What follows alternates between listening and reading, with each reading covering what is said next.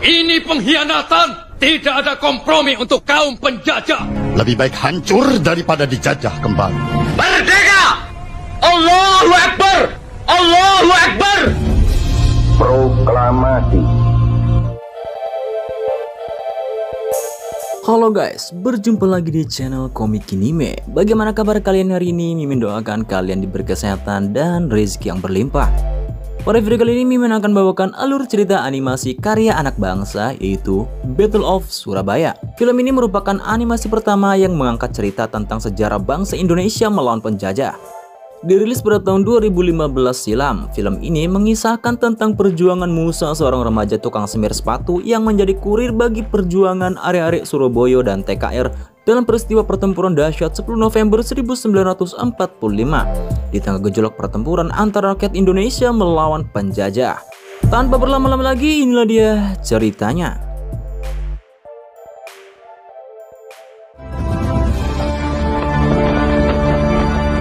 Berlatar belakang di kota Hiroshima dan Nagasaki, cerita diawali pada tanggal 6 Agustus 1945 terjadi kekacauan di negara Jepang, yang mana pesawat Amerika Serikat menjatuhkan bom atom dengan persetujuan dari Britania Raya sebagaimana tertuang dalam perjanjian Quebec. Dua operasi pengoboman yang menewaskan sedikitnya 129.000 jiwa di Hiroshima dan Nagasaki, sehingga membuat pasukan Jepang mengakui kekalahan dari pihak Amerika dan meninggalkan Indonesia.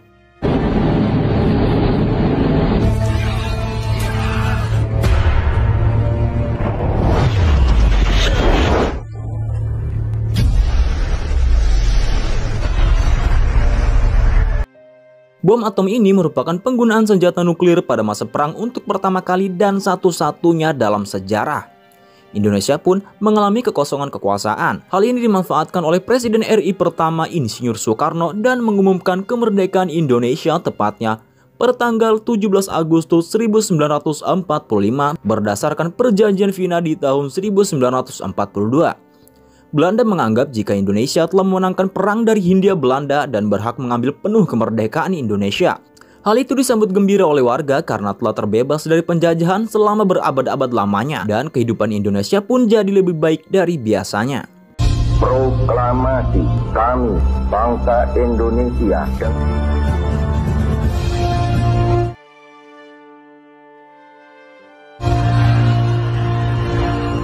Namun perdamaian tersebut tidak bertahan lama karena pasukan sekutu dan Belanda kembali memasuki kota Surabaya sehingga membuat harga kebutuhan pokok menjadi naik dan suasana sangat mencekam.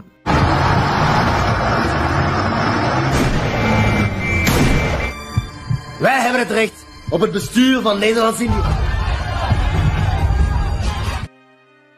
Pertanggal 19 September 1945 terjadi insiden tepatnya di Hotel Yamato. Di sana berkibar bendera Belanda yang mana hal itu membuat pemuda arek-arek Surabaya tidak terima. Mereka berorasi di depan hotel dan merobek bendera warna biru milik Belanda dan menjadikan bendera Indonesia. Dan inilah Battle of Surabaya.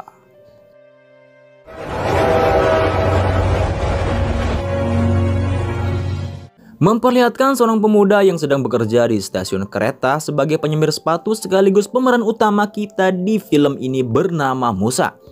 Di sana, ia bertemu dengan seorang pejabat militer Jepang bernama Yoshimura. Bagi Musa sendiri, Yoshimura sudah menganggapnya sebagai ayahnya sendiri karena ia telah merawat Musa dan ibunya setelah ayah Musa gugur saat menghadapi Belanda. Ibu Musa adalah seorang Fujinkai. Fujinkai adalah sebuah organisasi bentukan Jepang pada saat menjajah Indonesia sehingga Musa dan ibunya sangat akrab dengan Yoshimura. Pertemuan mereka tidak bertahan lama karena Yoshimura akan kembali ke negaranya untuk tinggal dengan anak istrinya. Mereka pun berpisah. Namun pada sore hari di gang sempit, Musa berjumpa lagi dengan Yoshimura dan ternyata pertemuan kali ini adalah pertemuan terakhir mereka berdua. Karena Yoshimura terkena tembakan oleh tentara Belanda yang pada saat itu sedang mengejar seseorang. Musa pun tidak bisa berbuat apa-apa dan hanya meratapi sang ayah angkat tak bernyawa. Tuan Yoshimura! Musa pulang dengan raut muka yang sedih. Di depan ibunya, ia pun menceritakan insiden penembakan sore hari itu yang menewaskan Yoshimura. Kau sampai malam baru pulang, nak. Tuan dibunuh Kenil. Semoga Tuan diterima di sisinya. Keesokan harinya saat ia sedang pergi bekerja, ia merasa ada orang yang mengikutinya. Ia pun lari dan mencari tempat sembunyi. Ternyata orang tersebut adalah teman perempuan Musa bernama Yumna. Yumna adalah seorang wanita keturunan Tionghoa yang dibesarkan di lingkungan Belanda. Ia dan ibunya bekerja sebagai pembantu di rumah Tuan van der Hall. Aku dibesarkan kedua orang tuaku di lingkungan Belanda. Ketika sang majikan sedang mendengar berita tentang pasukan Jepang berhasil memukul mundur pasukan Amerika dan sekutu yang berada di Asia, mereka pun memutuskan untuk pindah dari tempat itu. Namun terlambat lantaran tentara Jepang datang menyerang mereka, sehingga membuat ibu Yumna diculik. Bala tentara Amerika, Inggris, dan Belanda di Asia.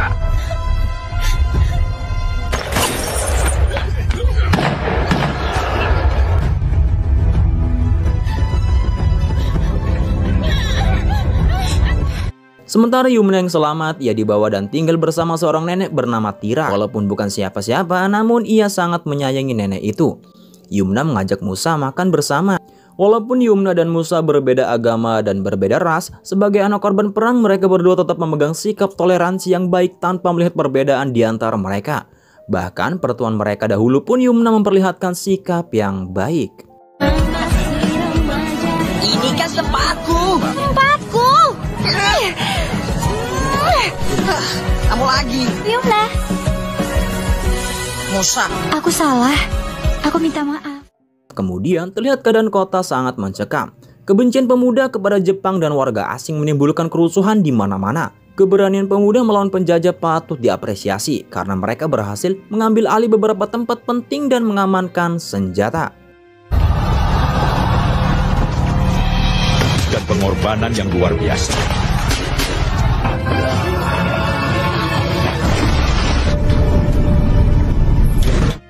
Di sisi lain, Sudirman yang kala itu ingin mengirim surat penting kepada Pak Mustopo, ia bingung karena jalan menuju Kali Asin dan tempat lainnya dijaga ketat. Para pemuda dan pemudi yang lewat diperiksa oleh para penjaga. Sudirman pun memiliki ide untuk mempekerjakan Musa sebagai kurir agar terhindar dari razia. Ia juga diawasi oleh seorang pejuang kemerdekaan bernama Danu. Awalnya Musa nampak takut dengan para kenil, namun Danu meyakinkan Musa jika yang diperiksa hanyalah orang dewasa saja. Saya percayakan pesan ini padamu, Musa. Saya takut menggagalkan misi ini, Tuan. Mereka hanya merazia pemuda dewasa. Dan kamu? Di saat Musa yang hendak melewati pos penjagaan, Musa pun hampir ketahuan oleh salah satu kenil dan memanggilnya. Beruntungnya, ia diselamatkan oleh Yumna yang sempat berada di sana. Sehingga kenil tidak melihat bawaan Musa yang mencurigakan. Omae! Sumimasen. Kore wa watashi no inakushita ototo desu.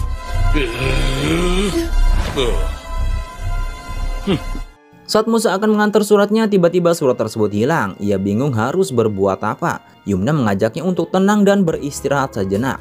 Lalu Yumna pun memberikan suratnya tersebut dan ia mengatakan jika yang menyuruhnya untuk mengambil surat tersebut adalah Mas Danu. Aku gagal. Minum dulu. Aku tidak berani kembali. Ini yang kamu cari. Yumna, sini balikin. Cuma segitu jagoan mudah menyerah. Setelah selesai bercerita, mereka pun bermain bersama dan Yumna memutuskan untuk mandi di sungai. Sementara Musa yang hendak membasuh diri, ia tidak sengaja melihat tato yang ada di punggung Yumna. Namun karena ia tidak mengetahui arti dari simbol tato tersebut, Musa pun tidak memperdulikannya. Ia pun melanjutkan mengirim surat dan diterima oleh Pak Mustopo. Musa tolongin.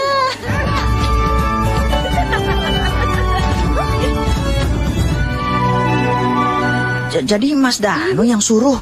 Dasar. Kamu jangan ke arah sana ya. Awas, jangan ngintip loh. Kamu ngintip. Udah dibilangin ke arah sana, kenapa kamu malah dikit kesini? aja sih. BKR kini telah bergerak dan berhasil mengelola serta mengamankan senjata hasil rampasan perang. Pak Mustopo juga menandatangani surat penyerahan senjata dari Jenderal Sugio Iwabe. AKBP Mamat Kasim juga sudah menyebar anggotanya untuk menjaga tempat-tempat penting yang dikuasai pemuda dan rakyat termasuk Hotel Yamato. Pergerakan pemuda Surabaya sudah diwadahi dalam organisasi kepemudaan dan berkembang sangat besar. B. Sumarsono lah yang memimpin, diantaranya ada PRI. Perjuangan Perempuan Republik Indonesia serta Persatuan Buruh yang ikut membela. Tidak ketinggalan pula Bung Tomo dengan para pemuda mendirikan organisasi baru bernama PBRI. mereka telah mendirikan stasiun radio dan menamainya Stasiun Radio Pemberontakan. Merdeka! Allahu Akbar! Allahu Akbar! Musa diberi tugas kembali untuk mengantar surat ke Komando BKR dan markas milisi. Mereka akan mendapatkan tugas masing-masing untuk menghadapi pendaratan sekutu. Sebelum pergi, Musa melihat lambang tato di kertas yang mirip dengan tato Yumna kemarin. Ia pun bertanya tentang lambang tersebut. Pak Sudirman pun menjelaskan jika lambang tersebut ialah lambang organisasi bentukan Jepang bernama Kipas Hitam yang didirikan oleh Hitoshi Shimizu. Tapi sejak Hitoshi Shimizu tertangkap Belanda, Kipas Hitam berjalan tak menentu tanpa arah. Musa diminta untuk berhati-hati dengan orang yang memiliki lambang tersebut karena mereka berada di antara para pejuang. Hati-hati Musa. Oke, Tuan. Di perjalanan pulang, Musa bertemu dengan Yumna dan ia mulai berjaga jarak darinya. Dikarenakan Musa menganggap Yumna merupakan pengkhianat negara. Hai Musa. Hah? Ada apa? Kamu marah sama aku?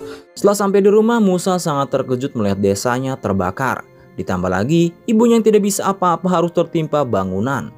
Musa mencoba menyelamatkan ibunya namun gagal karena kobaran api dan bangunan rusak membuat Musa tidak bisa berbuat apa-apa. Saat itu, sang ibu memberikan wasiat jika Musa harus menjadi anak yang kuat, pandai dan cerdas, serta selalu berpegang teguh terhadap hati nuraninya.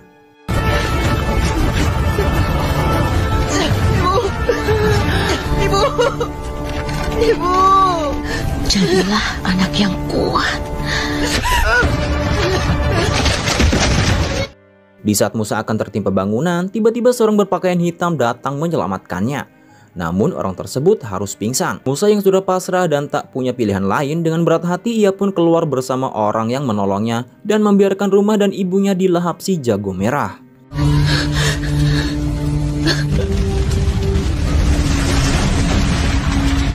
Ternyata orang yang telah menolongnya ialah Yumna. Musa pun memberikan daun entut-entutan agar Yumna sadar dari pingsannya. Dan setelah sadar, ia berkata jika neneknya telah meninggal akibat kebakaran yang sama dialami oleh Musa saat ini. Dan ia kini sudah tidak punya siapa-siapa lagi. Setelah mendengar hal tersebut, Musa pun menyuruh Yumna untuk beristirahat.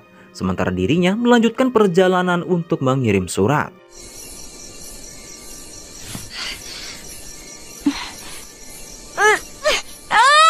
Musa, ini bau apa?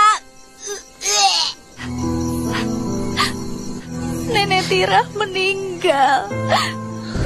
Hari ini terasa sangat berat.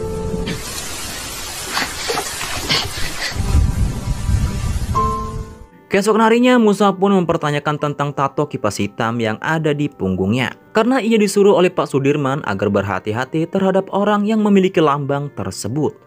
Yumna pun menjelaskan jika pada saat itu ia terlalu dendam terhadap Jepang yang telah membunuh ayahnya dan menculik ibunya yang menjadikannya seorang Jugunianfu. Ia pun nekat menerobos markas kipas hitam sendirian demi mencari tahu keberadaan sang ibu. Namun naas, Yumna malah tertangkap dan disiksa oleh tentara Jepang sampai pingsan. Saat ia sadar, dirinya telah memakai pakaian kipas hitam dan memiliki lambang tato tersebut. Di sana ia dilatih dan didoktrin tentang ajaran kipas hitam. Sampai-sampai ia lupa dengan tujuan dan terobsesi dengan organisasi itu. Dan pada akhirnya, kipas hitam pecah setelah ditinggal oleh Hitoshi Shimizu. Dan setelah itu, Yumna pun memutuskan untuk keluar dari kipas hitam setelah organisasi tersebut berjalan tanpa arah dan melenceng dari tujuan awalnya. Ia juga berhasil menemukan keberadaan ibunya yang dimakamkan di Semarang lewat liontin yang dititipkan oleh salah satu teman ibunya. Setelah itu, Yumna pun mengucapkan salam perpisahan kepada Musa karena ia akan bergabung dengan gerakan Barisan Pemuda Perempuan di Selatan. Makamnya ada di Semarang. Sekarang aku tidak punya siapa-siapa lagi.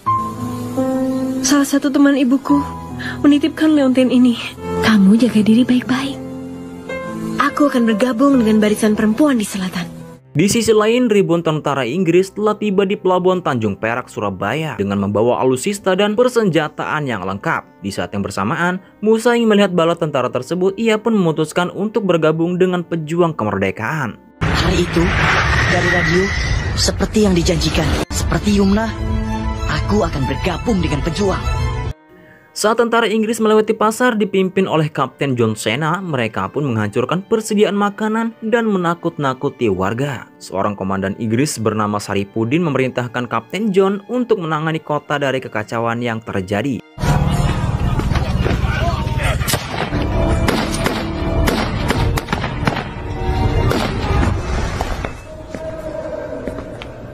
Musa yang berada di sana, ia tidak sengaja melihat tentara Inggris yang sedang bertemu dengan anggota kipas hitam. Kapten John, still in house, yang sedang bertugas mengamankan kota, ia bertemu dengan Musa yang menolong seorang pemuda yang hendak dibunuh olehnya. Sementara itu, para petinggi negara yang merasa dikhianati oleh tentara sekutu yang menjajah kota, mereka pun memerintahkan pasukan BKR dan pemuda untuk bersiaga serta bersiap akan berperang. Ini pengkhianatan, tidak ada kompromi untuk kaum penjajah. Mulai hari ini juga, kita harus perang.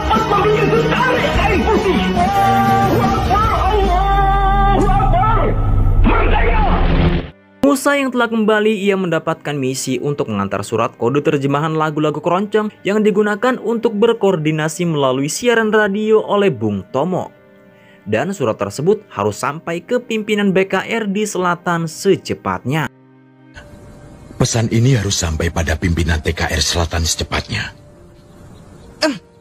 Di sisi lain, pihak sekutu yang dibantu oleh organisasi kipas hitam telah mengetahui identitas dari Musa. Dengan begitu, tentara sekutu dapat mengenali wajah Musa, sehingga mereka menemukan Musa dan menangkapnya. Sebelum tertangkap, Musa menyembunyikan surat kode tersebut, sehingga para sekutu yang berkhianat tidak mengetahui informasi itu.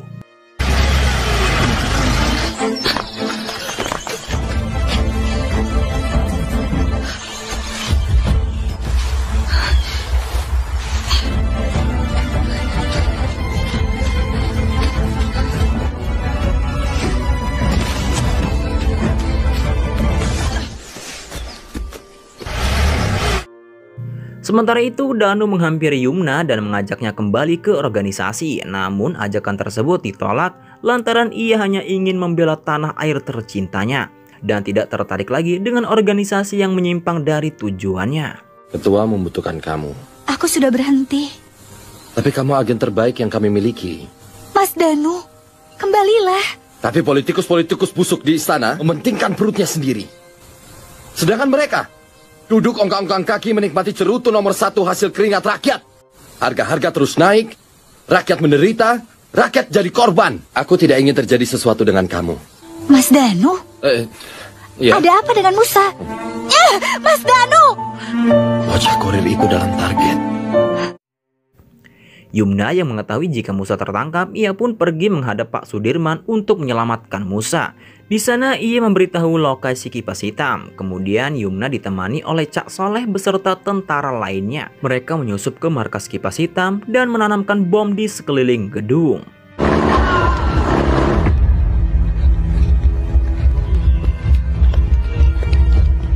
Sementara di dalam sel, Musa terkejut melihat Danu yang ternyata salah satu anggota kipas hitam. Dan Danulah yang telah memberikan informasi tentang Musa kepada tentara Inggris. Saat Kapten John sedang menginterogasi Musa tentang kode sandi, tiba-tiba Yumna dan para pasukan menerobos masuk untuk menyelamatkan Musa, sehingga baku tembak di antara mereka terjadi. Say it!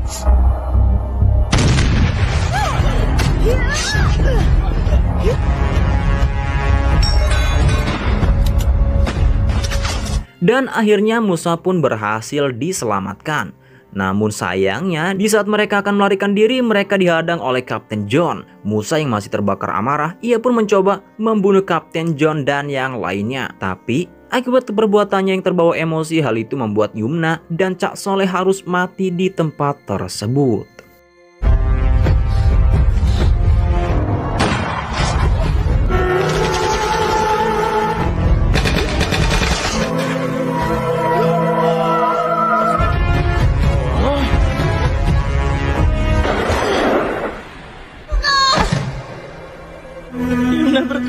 Bertahanlah.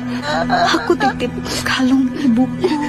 Aku akan jaga untuk kamu. Yumna. Tidak, Yumna. Para pemuda yang berhasil selamat, mereka meledakkan tempat itu dan melarikan diri. Sedangkan Musa yang dibantu oleh Danu berhasil kabur dari tempat tersebut.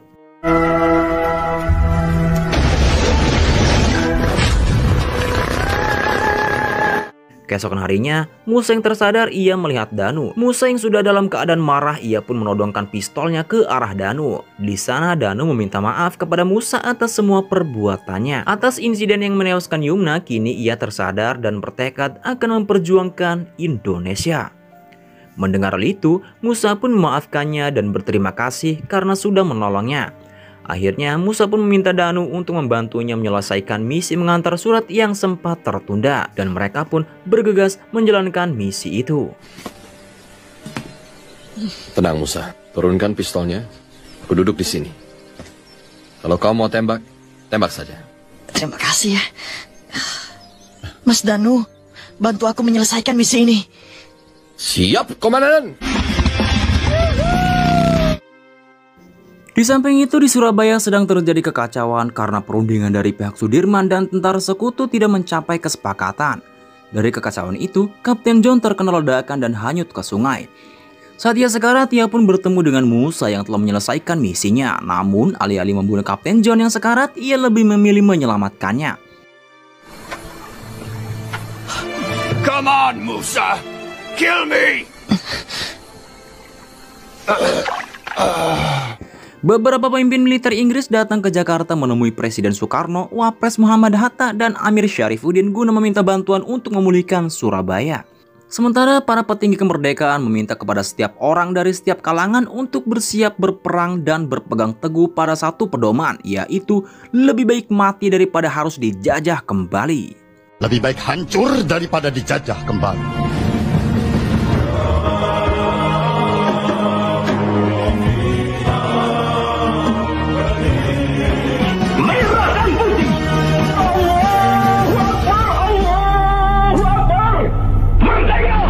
Dan pada akhirnya perang pun pecah antara Indonesia melawan tentara sekutu sehingga Inggris berhasil menguasai sepertiga kota.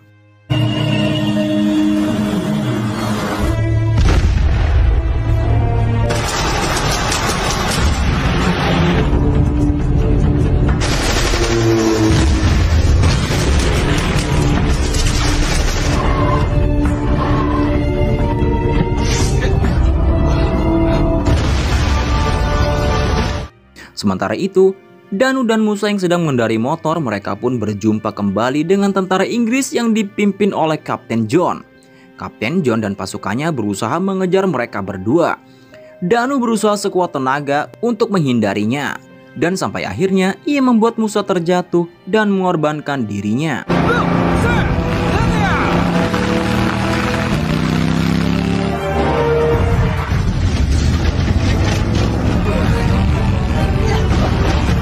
Baik-baik Musa, Indonesia harus merdeka. Merdeka!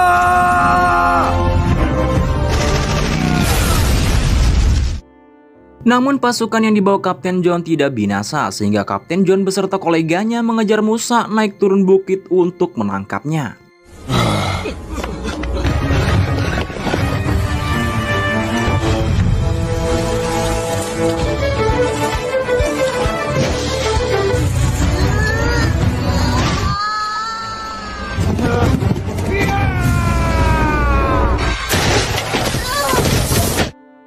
Saat Musa sudah menjauh dari kejaran Kapten John, terlihat anak buahnya akan menembak Musa dari kejauhan.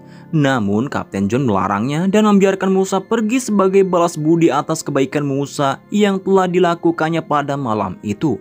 Kapten John juga sudah menganggap Musa sebagai temannya. Well done, my friend. See you again, Musa. Musa yang telah sampai di kota, ia terkejut melihat kotanya hancur akibat perang yang berkecamuk. Menurut berita, sedikitnya ada 6.000 pejuang Indonesia yang telah gugur dalam perang tersebut. Musa yang melihat itu hanya bisa pasrah karena tidak bisa menyampaikan pesan yang sebelumnya telah dititipkan oleh para pejuang untuk keluarganya. Sekarang aku sudah bisa memakai bedil. Untuk putraku tercinta, ayah tidak lama lagi akan kembali. Untuk ibuku tersayang, tidak tahu apakah masih tetap di sini.